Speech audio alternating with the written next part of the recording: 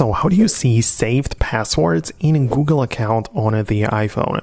Let me explain it, and if you're new here, subscribe so we can get started. So the Android phones, like if I take a look at the Samsung device right here, you can see that if I go to the Google Play, I have the ability to download the Google Passwords app, right? So let me just show it to you like this, right? So we have the Google Passwords, and you can get it as a standalone app, or you can store your passwords. On the iPhones, we simply do not have that available inside of the App Store, right? So you can kind of like look it up if you would want to, but it's simply not there. We cannot get it. However, we can still access the saved passwords through Google accounts.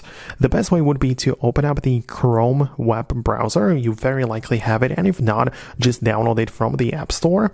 Just get inside like this, and you can be in any of the pages, whatever. But it's important with which account you are signed in, right? As you can see, I am signed in with this account. This is my profile picture, so I can tap on the three dots like this, click on the settings right here, and you can see again the very same account is there, and I have the ability to scroll a little bit and tap on a passwords manager.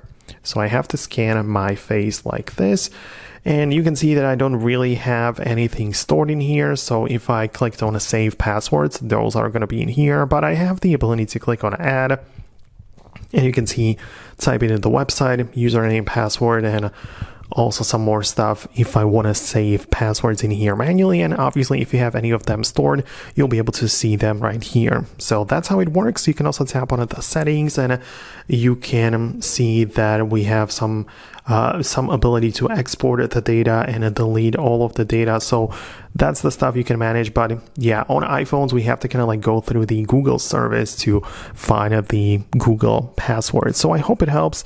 I just wanted to explain the way it kind of functions. Let me know your thoughts and opinions about it below, and I'll see you in the next videos as well.